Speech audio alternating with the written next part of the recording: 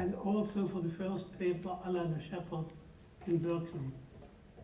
I have to thank the Department of Energy and especially the National Institute of General Medical Sciences for support. I was very fortunate. Thank you very much for listening. Thank you very much, Professor Sol. Thank you very much for this wonderful talk.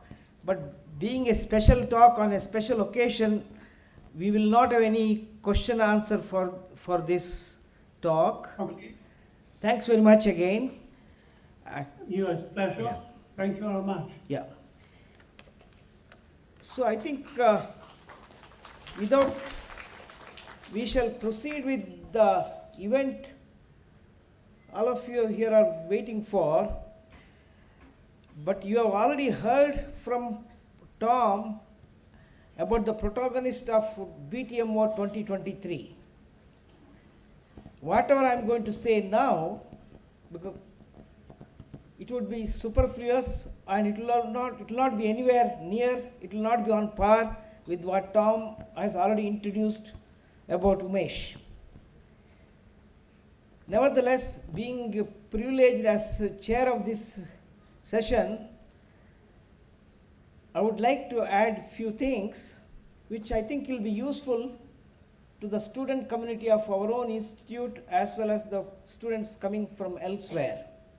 So flashback, going back to 60s and 80s, 60 to 80s, MCB department pioneered work on mycobacteria, early molecular biology, intermediary metabolism, phage biology, and so on and so forth. Come 90s, those scientists had retired or changed their area, and to strengthen the mycobacteria, 4 young faculties were recruited, suggesting, they all came with the different work expertise, suggesting that they could start working on mycobacteria. I think only one of them had prior exposure to mycobacteria. The 4th one selected to work in not exactly microbiome cell biology. It's a center for genetic engineering with the control from microbiome cell biology. The 4th one recruited happened to do PhD in University of Calgary, short postdoctoral stint in University of Calgary, and a longer stint of postdoctoral research at MIT. And Tom has already said what work was initiated and done in MIT by UMESH. I must just add here, the department had already recruited someone who had indulged a little bit on transcription, and UMESH coming in there was like a fitting, because he is, as I said, there was work on translation also early years. That work had stopped in the department.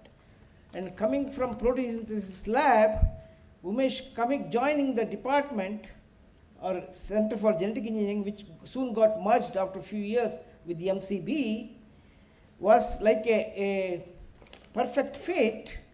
What happened then is a coupling of transcription and translation as it happens in a bacterial cell. Transcription has been terminated already, but translation is going on.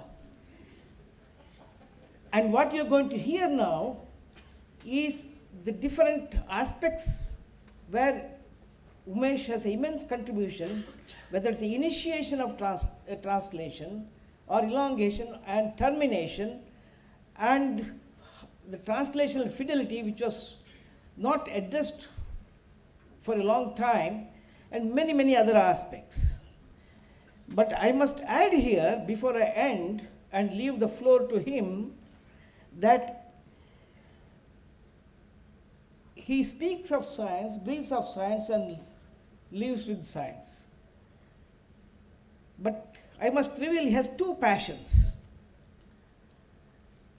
And I have gone around with him to various scientific sessions, and that passions are DNA repair and translation.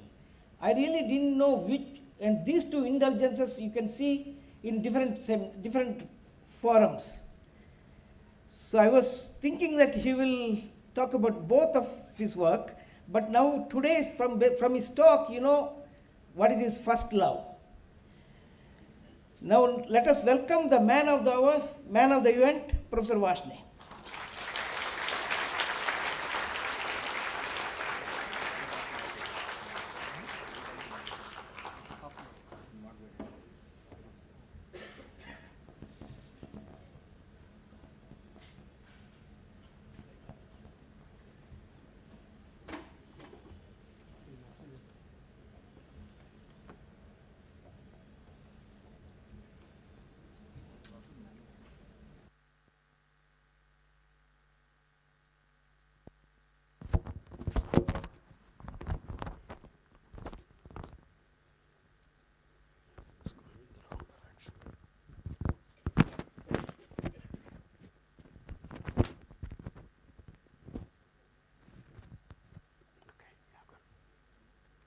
It's on. Thank you. Thank you, Nagraj, for that generous introduction. Thank you, Tom, and thank you, Dieter. I will have more to say about Tom a little later, but Nagraj has been a wonderful person. I've worked along with him since '91. We've had joint a lab meeting since '91, and it's just been, you know, a joy to work in the same place. In some sense, Nagraj is actually a role model for me. The kind of multitasking that he can do, I would be really happy if I can do even half of those. So thank you, Nagraj. So I'm going to be talking about the translation part today. About a week ago, I had talked about DNA repair, so I thought I can just take the liberty of talking about the work on translation today. And what I would dwell on is really this particular pathway where we have spent a lot of time. And what you're seeing here is a translation initiation in bacteria where all of these components come together, 50s subunit joints, and then makes the ribosome ready for elongation. One of the things that right in the beginning we wondered was that is there a way to probe this pathway? And the way to do that we thought we can do is we can make mutations in the tRNA such that the tRNA does not go through this pathway in a regular way, but if we force the translation system that it can go through this pathway, we will learn something about how this tRNA interacts with various factors here, or what are the other things in the cell that actually help the tRNA, initiated tRNA translate protein synthesis. And to do that, I need to introduce the molecule itself. And in E. coli, there are 4 genes for initiator tRNAs. 3 of them are together in one locus, and the 4th one is slightly away, alone. If we look at the cloverleaf structure of the initiator tRNA, there are 2 very distinctive features in this. One in the acceptor stem region, which is important for formulation of this tRNA, and the property of formulation is unique to bacteria. It does not occur in eukaryotes or archaea. The second region is in the anticodon stem, where the initiator tRNA is very, very unique in having 3 consecutive GC base pair, and these GC base pairs are highly conserved in all domains of life. And this is really something which we got our attention got drawn to. So yet another thing I need to introduce here is a part of this slide Tom has already explained. And so the idea was that if we make a change in the anticodon of the initiator tRNA such that it will recognize the termination codon, and the termination codon, which has been occurring here in the place of start codon, the tRNA recognizes that UAG as a start codon, and in the reporter gene, which is chloramphenicol transferase, it will make chloramphenicol transferase and will confer chloramphenicol resistance to the cell. So what we wanted to do was mutate this tRNA in such a way that the amino acylation and formulation properties are not affected, but its initiation function is affected. And that region in the tRNA was the 3 GC base pairs in the anticodon stem. So we changed those sequence to the one that is found in the elongated species of the methionine tRNA, and then asked a question whether this tRNA will function in initiation pathway. So we use the same assay system, and here you can't see somehow the CUA anticodon is there. So the tRNA is aminoacylated well, formulated well, but it does not translate the reporter mRNA, and therefore the cells are chloramphenicol sensitive. So this was a perfect molecule for us to then do genetics, and this work, which was a lot of work actually, was done by a postdoc in the lab, Dinesh, and what he did was he subjected E. coli to mutagenesis. Now in this mutagenesis, his idea was to look for chloramphenicol resistant cells, and chloramphenicol resistance can arise in so many different ways, but his task really was to select for the mutants which would require this mutant tRNA for initiation, and the initiation would occur only from this UAG initiation codon. So this screening, he spent a lot of time, and he isolated many strains in doing so, and these we call as suppressors. These numbers are just arising from the Connolly number, plate number, and so on and so forth. The numbers themselves don't have any meaning, but they served as nomenclature for us. So using those strains, we've done quite a bit of work, and the two things that I can tell you based on that work are that the formulation of the tRNA is very crucial for the initial targeting of the tRNA onto the 30S subunit. Its contribution in the subsequent steps of initiation is not very much. But if we look at the 3 GC base pairs, it has very important role, not only just in targeting of the tRNA onto the 30S, but also to take the tRNA in the subsequent steps of initiation and making a 70S initiation complex, which is ready for elongation. So this 3 GC base pairs are very, very crucial. That work has been published quite some time ago. So now, how these 3 GC base pairs are doing all of these activities.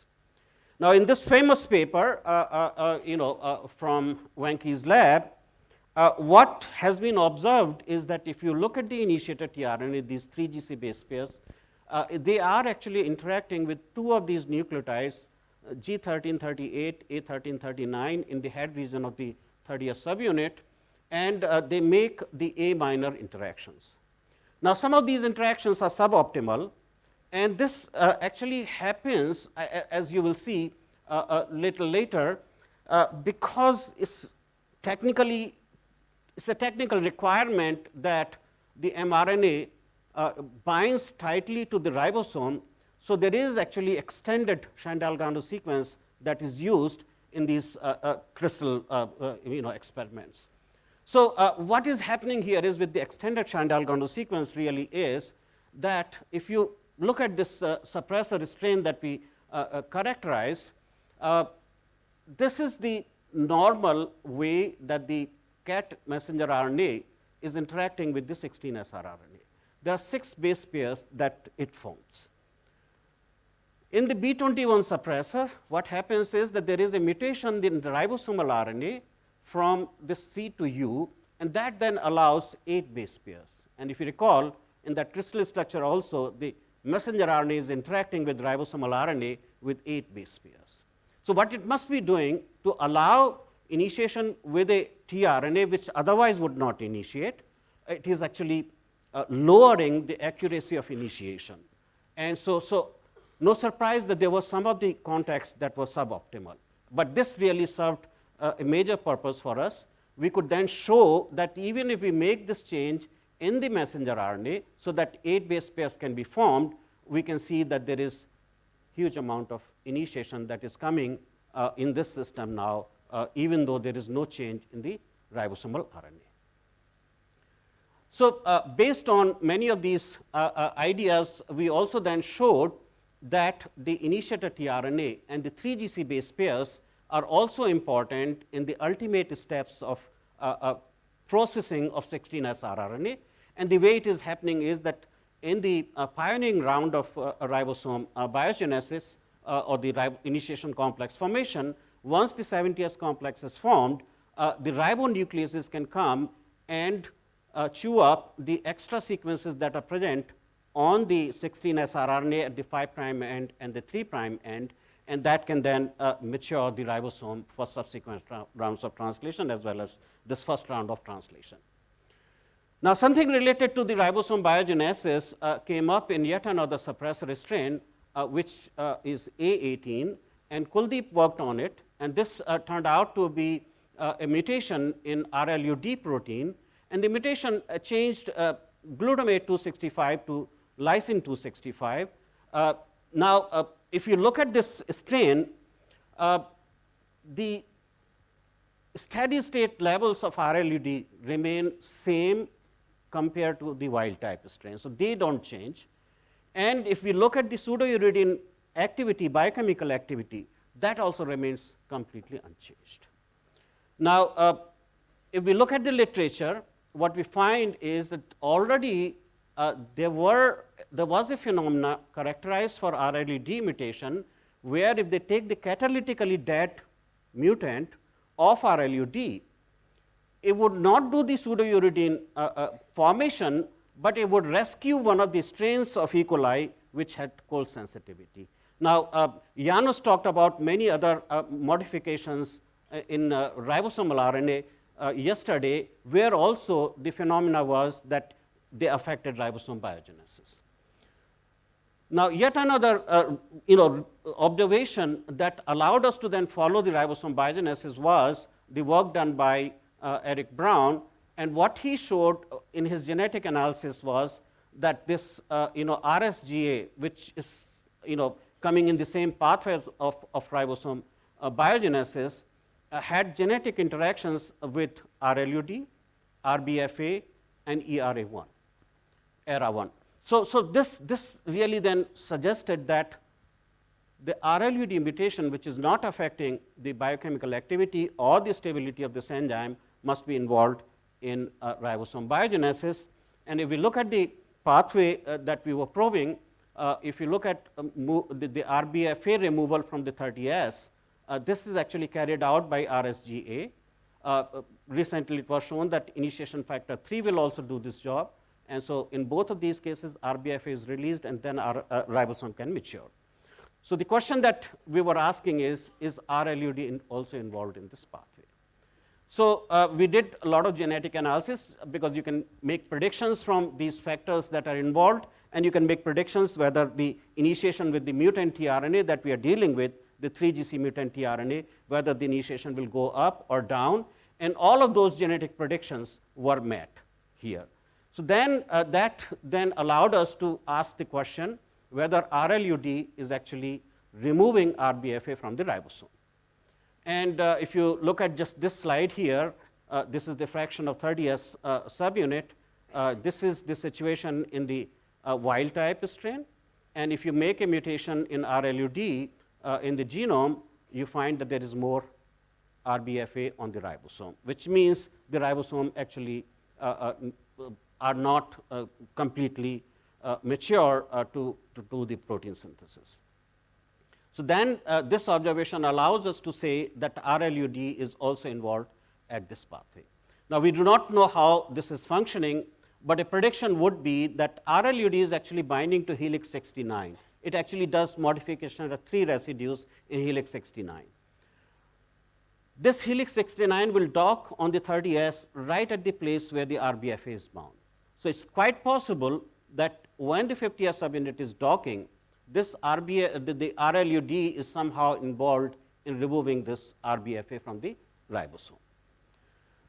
Now, let me switch to some of the work that we have done where one carbon metabolism turned out to be very crucial for the accuracy of protein synthesis. Now, one of these example comes from the suppressor B2, and what we found in B2 was that the FMT gene, which makes formyltransferase protein, there was a mutation at 274 position in the gene where a glutamine was changed to an AMBA codon. Glutamine codon was changed to an AMBA codon, and that if there was a termination at this place, it will truncate the protein by 42 amino acid.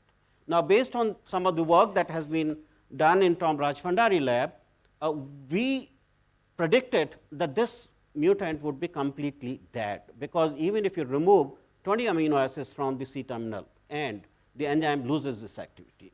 So, when we checked the activity of this enzyme, there was about 2% activity of FMT in this delta 42 strain.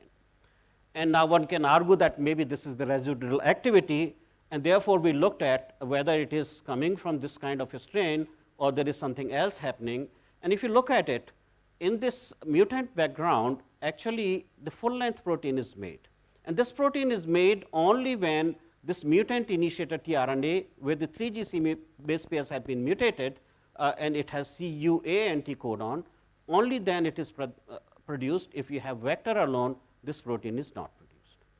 So, it suggests that this little bit of protein that is being produced is what is responsible for this 2% activity. Now, if this activity is real here, we should also be able to tell it with the acid urea gel that Tom Suzuki and Tom Rajbhandari, both of them talked about. And what you will notice here is in this particular instance, so this is the wild type background, and you will see a single band which corresponds to formulated species of the tRNA. In B2 suppressor directly, you will see that there is yet another band which corresponds to the amino acylated form, and that amino acylated form will disappear when you treat with the copper sulfate. You see that deacylated, but the formulated species remains there. And in a strain that where we ourselves generated AMBA 274 mutation in the genome, there also you find that there is partly amino acylated tRNA present. Now, the reason for us to look at this really was that this is an initiator tRNA. Its known function is to take part only at the step of initiation, and to make a full length protein from a mutation at 274 position, which is AMBA codon, this initiator tRNA must participate at the step of elongation. And this is really what I am trying to tell here, that normally this tRNA will be formulated, but if the amount of FMT is much less, there would be some amount of tRNA which does not get formulated, for example here, and perhaps this binds to EFTU, and this can then take part in elongation. And therefore, we should be able to show that this tRNA is binding to EFTU, and this is really what Riaz did. He showed that this particular tRNA in this background will bind to EFTU. This is the control, but in the wild type background, this tRNA will not bind to EFTU. Both of these, in both of these background, the initiator tRNA obviously binds to IF2, the functions in initiation as well as now here in elongation. So, this really then tells that EFTU binding is what is happening here, and that is happening with the partly amino acylated tRNA that is remaining in amino acylated form. Now, another connection to this one carbon metabolism came from these three suppressors here, where there was a mutation in folate dehydrogenase. Now, if you look at the one carbon metabolism, folate dehydrogenase is a bifunctional enzyme, converts 5-10-methylene tetrahydrofolate to 5-10-methionyl tetrahydrofolate, and then it goes into the 10-formyl tetrahydrofolate. And so, these three suppressor strains had three different alleles of folate dehydrogenase. With a partial activity for folate dehydrogenase. And if you look at A48, B22, and A30, Gautam in the beginning worked on the A48, and then these two suppressors were worked on by Shivji and Kuldeep. And if you look at these activities, this is the wild type, you see the formulation activity quite well, but with these three mutant strains, the activity is much less. And the least activity is by C58Y. Now, we know a little bit more about these things, but in the interest of time, I'll just move forward.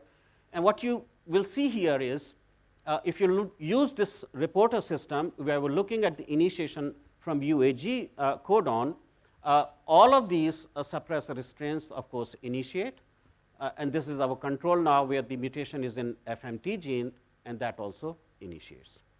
You will also notice that if you use the system for elongation, where there is EMBA mutation in LEGZ gene, this is the control where we have authentic elongated tRNA, which will suppress this EMBA codon, and you see a lot of LEGZ production. You see LEGZ production even with this particular restraint, and you see quite a bit of LEGZ production with the C58Y, which has the least folate dehydrogenase activity. If you do the enzymatic assays, you find that all of these three strains actually initiate as well as elongate. So this really works that, the tRNA is now distributed into two forms, the amino-acylated form and the formulated form. Amino-acylated goes and participates in the elongation step, and the formulated form goes and participates at the initiation step. So now the point here is that the original tRNA in the wild type background was inactive both as initiator as well as elongator. Under the levels of low FMT or N10-formyl tetrahydrofolate, this mutant tRNA, which was inactive altogether, can now serve a dual function. It can participate at elongation and initiation. So the question is, how does it do it? Now, if we look at this, very primitive model here, let's say we have these two tRNAs. Both of these tRNAs are amino-acylated, formulated equally well, but in the wild type background, only this participate and this one doesn't. And that is the reason is because they both have to bind to the ribosome. In the wild type background, let's say you have 100% formulated of this and 100% formulated this. The tRNA with wild type component of 3GC base pairs has the priority to bind to the ribosome. So all of the ribosomes, 100% of the ribosomes are occupied by the wild type initiator tRNA, and therefore this mutant initiator tRNA does not get an opportunity to go to the ribosome, and therefore it does neither initiation nor elongation. Now, if we imagine a situation that only 70% of each of these tRNAs are formulated, you now have ribosomes which are not completely saturated with the wild type tRNA. So you have some of the ribosomes available to bind to any other tRNA which is also formulated. And that would happen to be the 3GC mutant tRNA. Now, another thing that you can notice here is you also have tRNA which is not formulated. And so this tRNA now becomes available to bind to the EFTU and participate in elongation. So just putting together this cartoon form now, under the conditions of high level of formulation, the wild type tRNA shown here in the green will have the priority to bind to all of the ribosome and carry out high fidelity initiation. Under the levels of low formulation, you will have a situation that you don't have sufficient tRNA which is formulated, indicated by these red squiggles here, and the ribosomes are available to bind to the mutant tRNA, and therefore there is some amount of low fidelity initiation. Now, you can make a prediction from here that if you actually cut down the amount of this wild type tRNA to half or 1/3, the same situation should happen, that the 3GC mutant should initiate. And this work was done by Lassia and Suman. Suman had characterized a set of 3 other suppressors, C5, D4, D27, and in all of those suppressors, what was happening is the promoter for METZW was heavily downregulated. And so the production from this locus was almost nil. And so the amount of the tRNA that we had was much less, and therefore 3GC could initiate. She could mimic the same situation by actually deleting this locus altogether, and showed that this particular strain will now initiate with the 3GC mutant tRNA, as well as a suppressor tRNA, regular suppressor tRNA, SUP-E, will also initiate and participate at elongation step. So this work was done, and subsequently Lassia carried out some work, and we also had some collaboration with Janusz here. Sorry about that mistake there. So, this work then showed that there is some connection, or the tRNA abundance really makes a difference in terms of initiation. So, what we have shown so far is that B2, A30, A48, B22, where there is downregulation of FOLD, downregulation of FMT, or downregulation of initiator tRNA.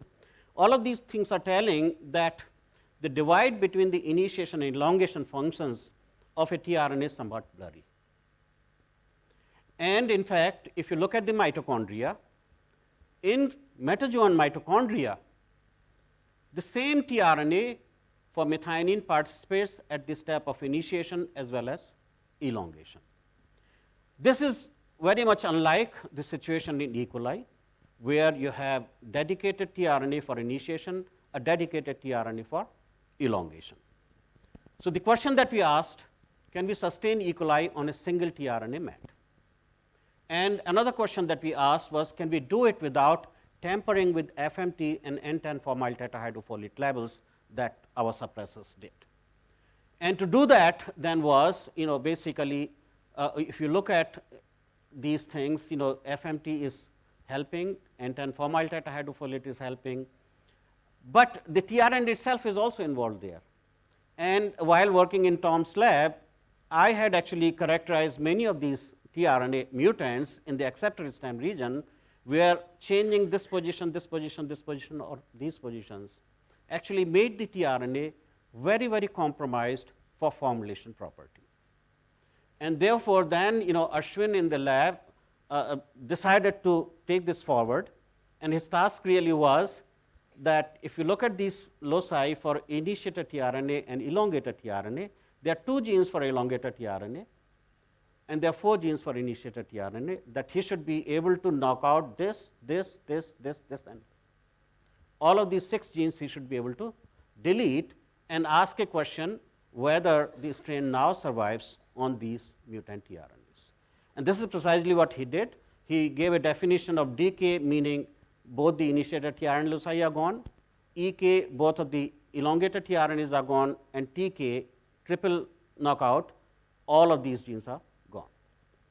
And he was able to achieve this, and he could actually do the double knockout with almost all of the mutants that he tried, because they are only looking for initiation function. He could do the knockout of elongator tRNAs with these mutants, and he could do deletion of all of the 6 tRNA genes with these 3 mutants. And at 37, there is not a huge problem in growth. With 22, of course, this strain doesn't grow that well, and that is because ribosome biogenesis problems. And basically, if you now look at what is happening here, so these are the elongation function, initiation function, these mutants sustain both activities. And if you now compare, the U1, U3, A70 was the best mutant in the earlier slide. And if you compare these with the human mitochondrial tRNA, you will notice quite a bit of resemblance here. So, I think the evolution has really come up with the idea of how to sustain this strain on a single methionine tRNA. So, basically then what was really known, if you look at the tRNA going to the A site, initiator tRNA going to the P site, the idea was that this tRNA will not bind to EFTU because of this mismatch, CA mismatch at the top of the acceptor stem. But what you have seen that this does happen. The knowledge was also that the amino acyl tRNA, which is the elongator tRNA and has very good affinity for EFTU, will not participate at the step of initiation because it will not be recruited on the ribosome. But you have seen that the amino acylated tRNA, irrespective of what is there at the 172 position, will also participate at the step of initiation. So, now if you look at the fidelity aspects of the tRNA, essentially what we have in a regular system, that the formulated tRNA will bind to the P site, amino acylated tRNA will bind to the A site. But what you are noticing is that the methionine tRNA can bind to the A site as well, and if you delete the tRNA or you deplete the amount of initiator tRNA, the regular elongator tRNAs can also bind to the P site. The other things that I have not talked about really in much detail here is that 1-carbon metabolism is also producing S-adenosyl methionine, and S-adenosyl methionine is used as a cofactor for many of the methylations in ribosomal RNA, and they also confer fidelity of initiator tRNA binding. So this really then talks about quite a bit of 1-carbon metabolism role in initiation. If you now look at this 1-carbon metabolism pathway, what we wanted to see was whether we can make use of the very old antibiotics to do something. Now, trimethoprim has been used very conventionally to inhibit bacterial growth, but the resistance arises. Now, what we wanted to do, Kuldeep showed, was that if you actually have fold D mutation, as shown here, at much less concentration of trimethoprim, you can actually kill the bacteria. This is the wild type bacteria growing happily with 1 microgram per ml trimethoprim, but fold D mutants actually are highly susceptible now to trimethoprim. So it's quite possible that then if you have inhibitors of fold D, that the old antibiotics can be revived. Another thing that we have done here is we have actually shown that there is some sort of autoregulatory loop that is established in the FMT mutation. So this is the pathway that we have, amino-acylated tRNA getting formulated with the help of FMT and N10-formyl tetrahydrofolate to give rise to formyl amino-acyl tRNA. If all of the tRNA is formulated, nothing will bind to EFTU, and you will not be able to suppress this AMBER-274 codon. But if there is a very low level of FMT, very little will get formulated, this can bind to EFTU, participate in elongation, give you FMT, and so there can be some sort of homeostasis that will be established in the cell, that there will be only certain amount of FMT that will be made. And this can actually then be exploited to do regulated protein synthesis. And of course, we can regulate that protein synthesis by FMT levels, N10-formyl tetrahydrofolate, and something I have not shown is by trimethoprim also, because this will also lower the amount of N10-formyl tetrahydrofolate. And Kuldeep has actually shown that by taking trimethoprim, you can make the tRNA participate at both these steps. So the other thing that I will not dwell much, this has been talked by Tom Suzuki this morning, that the intermediates in the 1-carbon metabolism will participate in tRNA modification. They are also important, of course, in modifying the elongation factors, the termination factors, and all of them really. Then basically, 1-carbon metabolism becomes a situation where the protein synthesis can actually be regulated quite well. We think that in the region for methionine as initiating amino acid and formulation of this methionine in bacteria and mitochondria probably serves a regulatory role in terms of the fact that that only when the energy status of cell is very good would you like to initiate. Now, there is one thing that I also want to mention here briefly about the accuracy of initiation. We know quite a lot about abortive transcription initiation. I suspect there is also a step of abortive translation initiation, and that accuracy here, if let's say wrong tRNA binds to the 70S, that accuracy is maintained by ribosome recycling factor, and Suparna talked about RRF yesterday, so I won't spend much time on that. But RRF works with EFG as well as with IF3. And over we have seen that this RRF can actually disassemble the initiation complex that have been assembled with incorrect tRNA. Now, this has not really been talked about by a lot of people, but as I said, that in many of our studies, even when we have not intended to study this thing, it has come up that RRF is important for accuracy of initiation. And we can show by genetics quite nicely that there is genetic interaction between RRF and PTH. PTH is the protein that hydrolyzes any of the peptidyl tRNA that falls off of the ribosome. And to recycle that tRNA, you require PTH. And there is a good connection between RRF and PTH. So I believe that there is another step of accuracy here which depends on ribosome recycling factor. I want to now very quickly talk about IF3, and the work on IF3 in the lab was started by Shreya. And what IF3 has, it has two domains, N-terminal domain and C-terminal domain. Biochemical properties have shown, or characterization has shown, that a lot of these activities of initiation factor 3 are carried out by C-terminal domain alone. The role of N-terminal domain seems to be only providing additional binding energy of IF3 towards ribosome. So the question that Shreya asked was that if this is doing all of the function that IF3 does, can we sustain bacteria with CTD alone? We delete the NTD and ask whether bacteria will survive. And she was able to do that. She was able to replace the chromosomal initiation factor 3 gene with the full length IF3 as it should. She was also able to sustain E. coli with the mutant of IF3, where 55 amino acids have been deleted N-terminal, and also with another construct where 75 amino acids have been deleted. So this construct has only the C-terminal domain and a bit of a linker. If we delete this linker, the protein is unstable, so we couldn't trim it down further, but this was sufficient to say that we can sustain E. coli with CTD alone.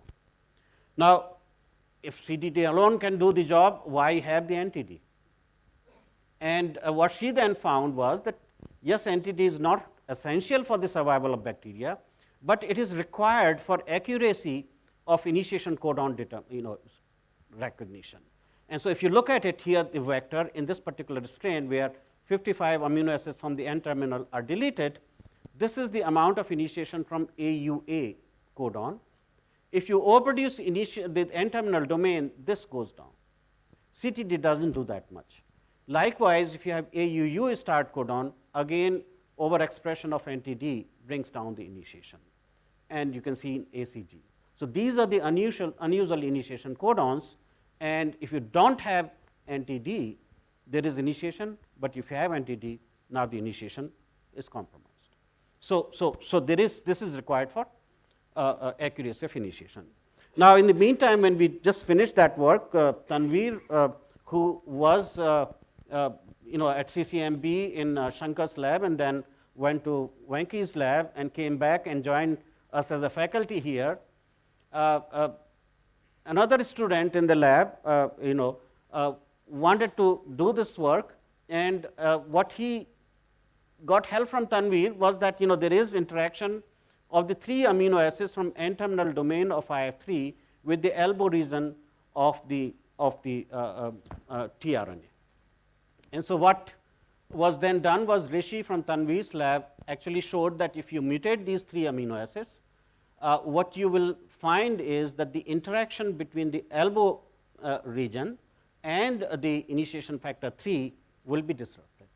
This is done simulations up to 1 microsecond, which is actually quite a lot. But in the case of wild type, the stability is there. What then Jitendra do in the lab was he actually mutated the initiation factor 3 region in the genome, and he inserted a kanamycin locus at the original locus. We have to be a bit careful because there is a promoter for one of the ribosomal proteins in MC, so he was very careful doing that. And then because we were familiar with the CHB locus, because not only with Nagaraj, Mahadevan was also part of our group, and so 3 of us used to have joint lab meeting, and this is Mahadevan's favorite locus. And so we knew that under regular conditions we can do away with this locus, and so Jitendra actually inserted the wild type initiation factor 3 or any of the mutants of the initiation factor 3 at this locus, and he could show that these mutants are produced in the cell, and he could also show, if you just focus on this triple mutant here, that initiation with AUU goes up. Likewise, AUU initiation also goes up. He was also able to show that initiation with the 3GC mutant tRNA will also go up, and initiation factor 3 is also involved in inspecting the 3GC region in the initiator tRNA. So then we can summarize this part really basically saying that if you have NTD, there is interaction with the initiator tRNA, and this interaction is very crucial in actually displacing the CTD from where it originally binds and allowing a perfect location of the initiator tRNA in the P site. And when you lose this contact, that just doesn't happen, and everything sort of falls apart. We also got a connection with initiation factor 3 in yet another experiment, and the role of initiation factor 3 in recognition of the 3GC base pair by another experiment that was done by Madhurema. And what Madhurema was doing was, of course, this GC is the wild type initiator tRNA. And of course, when you have the wild type initiator tRNA on a plasmid, you can easily knock out both the loci for initiator tRNA. What she did was she took CG, GC, CG, the first and third base pairs have been inverted here, and this tRNA actually really doesn't initiate that well. In that case, when she wanted to knock out these two genes, loci, she couldn't do it. But she could do it if there was also a mutation in initiation factor 3. She could do it, but this strain grew quite slow. So she evolved it in the lab, and so here is the wild type strain, and this is the CG strain. She could get suppressors, suppressor 1 and suppressor 2, and when she sequenced these suppressor 1 and suppressor 2, what she found was that there were mutation in the S12 protein. And so now, she's opened a lot of things here, saying that it's not just initiation factor 3, there seems to be connection with S12 protein also for the accuracy of recognition of the start codon. So let me just summarize here, and what I have shown is that the methionine that is as initiating amino acid has a connection with 1-carbon metabolism. Formulation is important for initial binding of the tRNA to the ribosome, and 3GC base pairs have a lot of function. In fact, I haven't really talked to you much about it except for this accuracy part, but these are all really the jobs that 3GC base pair do. I have also not really talked extensively about the levels of initiator tRNA and its role in initiation accuracy, except for one line that Suman and Lasia did.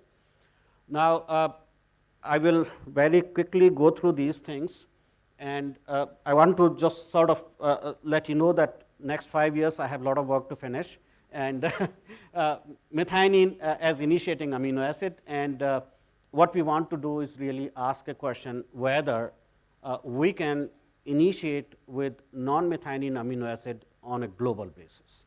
And so the idea then is that can we initiate with alanine, because the 370 base pair we can change to GU, and that gives a perfect recognition by alanine tRNA synthetase. So also you will notice that in tmRNA, this molecule is amino acylated by alanine.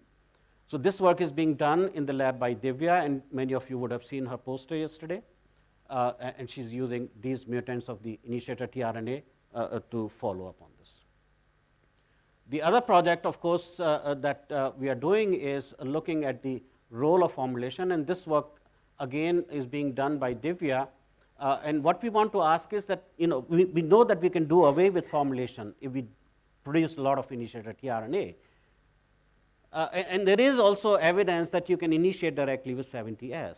Do we require formulation for 70S, or do we require it only for 30S, or whatever else we have? So now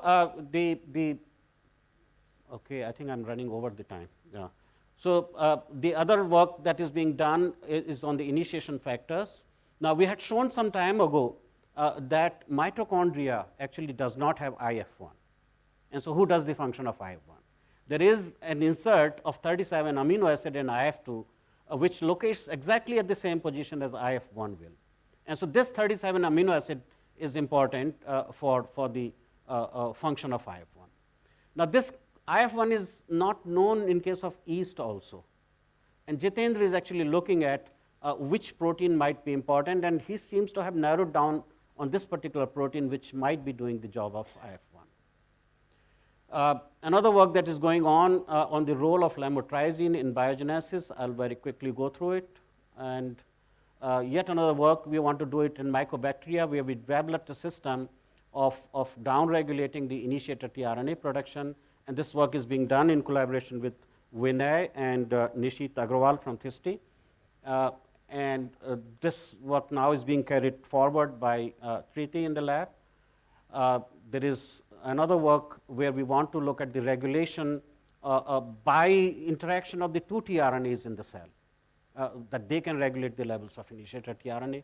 We are also interested in looking at the accuracy of initiation in the T-third ribosomes, where both the 16S and 23S RNA have been joined in the cell. RLUD story is okay, but this suppressor A18 has yet another mutation, which is in RPOA, and we are still trying to figure out what the role of this particular mutation is. Kuldeep thinks that this has connection with transcription translation coupling, and we like to look at that. Other works that are going on in the lab, and we like to finish up, is looking at the UDG and UDGX proteins, and these 4 people who are in the lab are looking at it. We sort of discovered a protein, UDGX, which makes a covalent complex with the DNA, and why on earth a cell will do that. So we want to look at what the physiological importance of this is. Yet another work that we are doing is MUT1 protein. And one of the proteins in mycobacteria, MUT1, has extra domain in this protein which codes for, which actually has the activity of histidine phosphatase. And what Hassan in the lab has shown, that this domain will actually dephosphorylate many of these sensor kinases. So this work we are doing with Deepak Saini in the institute, and at some point I think Hassan will talk about it. My work has been supported by IISC, DST, SERB, DBT, CSIR, ICMR, DBT IISC. We also have infrastructure support from FIST, and I've been getting this chair professorship money also, and that's been very helpful. I want to very quickly go through the people who have worked in the lab. Now, I have to make a disclaimer here that I haven't been able to put the photographs of all of the people who have worked, and usually one can apply filters to narrow down the list, and you know that filters don't always work. So there is a sort of limited list of people who have worked. So this is the group where people have worked on initiator tRNA structure function, and you will see that even after applying all kinds of filter, this person will figure in every slide. This is the group that has worked on tRNA structure function. 3GC group is this one here. A lot of people who have worked on this. We have translation factors, so RRF, IF3, and many other translation factors. These people have worked. The UDG group, I think many of them are here. These are the people who have worked on UDG. UDG continues. Many other people have worked. Current group really is this one, working on protein synthesis. This group is working on uracil DNA glycosylase. I have a lot of collaborations. In fact, I've enjoyed working with a lot of people in the institute and outside of the institute. And again, I had to apply certain filters here so that I can narrow down the list. And Nagraja is here. Of course, we have lab meetings with Nagraja and Mahadevan, but I've also published with Nagraj, and so Nagraj is there. Deep Shikha we have published with. So all of these people I have published with, and these are also again people who I have published with. Other collaborators, so you will see when I again figuring out here. Many of these collaborators actually I have not met. These 2 people I have not met. Finally, I want to say a few things about the people who have really influenced my life, my science, and everything.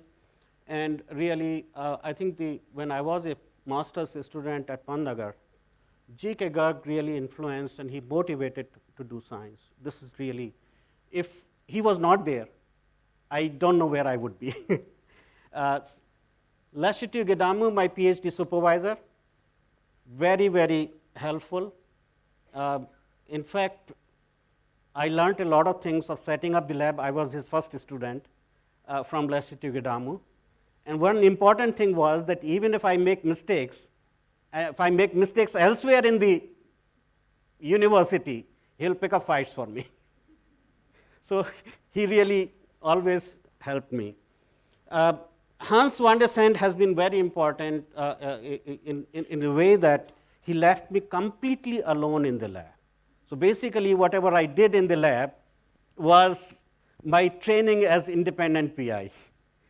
Tom Rajbhandari, you saw him earlier on, has been really, really a wonderful friend and supervisor. I've learned a lot from Tom Rajbhandari in terms of how to ask questions in science and how to really do science. Tom is also actually a walking encyclopedia. In those days when Google was not there, you can just catch hold of Tom and ask him anything in biochemistry, anything in microbiology, and he will immediately answer that. I always looked forward to his, walking into the lab so that I can just talk to him. Many times that meant that if I was in the middle of my experiment, I will stop the experiment just so that I can talk to him. And then, of course, I have to redo those reactions. Tom doesn't know about all of this, actually. So many times I've repeated the experiment just because I didn't want to lose the opportunity to talk to him. And of course, Govind has always been really a lot of inspiration for me and has been very, very important person that way. This is my group. Last year we went for lab retreat after many long years of COVID. And so this gives an opportunity, and D.N. Rao is right there. He's really the in charge or the director at that place and helpful in arranging this one. I really, as I said, I can't really acknowledge everyone who have really helped me in my tenure at IISC. There are a lot of friends and well-wishers. I've really not mentioned their names. MCB family is really very, very friendly family that we have. I do want to thank my current bosses, Usha and Kumar, to do this symposium. All of you who have traveled long distances to come to this meeting. I want to thank really Sachin, Ravi, Amit, who have really done a lot of hard work. In fact, in this meeting, I've done really nothing.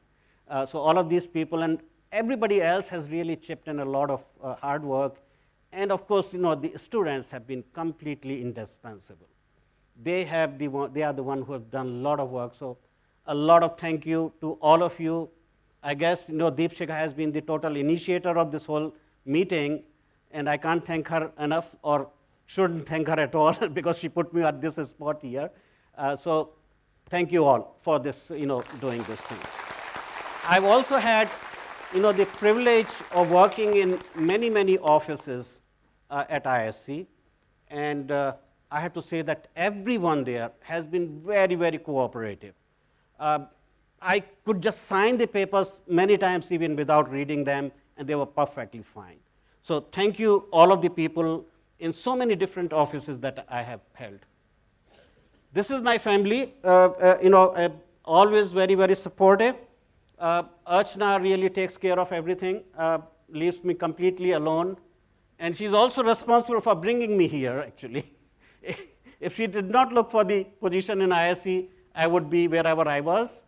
Our daughter really is very, very independent person and a very high moment in the life of the parent comes when they are known by the name of their children. And she did that at the age of 5. So wonderful, to have the daughter like Ruchi. Ashwin is more like a son rather than son-in-law. And this little guy, Madhav, is always joy to have around.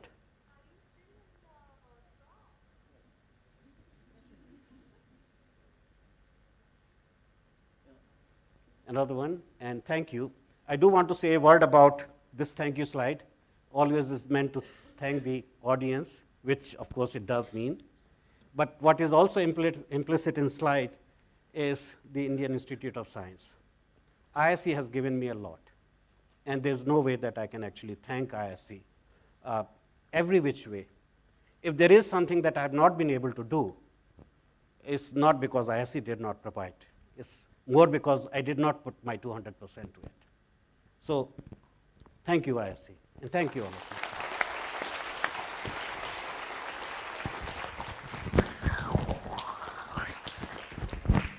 So,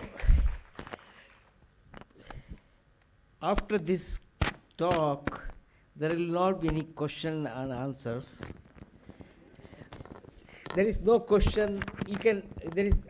As a chair, I'm going to overrule any question answer session for this, but I'll with a caveat.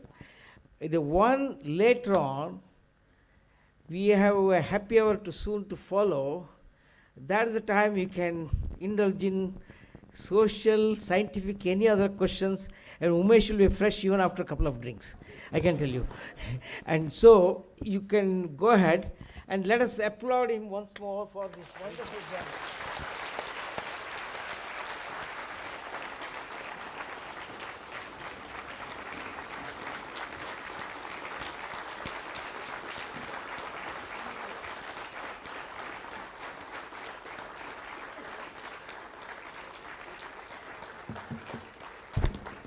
I thank Professor Uttam Rajbhandari and Professor V. Nagaraja for acting as chairs for the session. With this, a day of illuminating talks comes to an end. I request the audience to proceed to Jawahar Visit House lawn for the much-awaited gala dinner. Delegates can assemble in the lobby area to depart for the destination. Bus and cabs will be waiting outside. Students are requested to go by walking.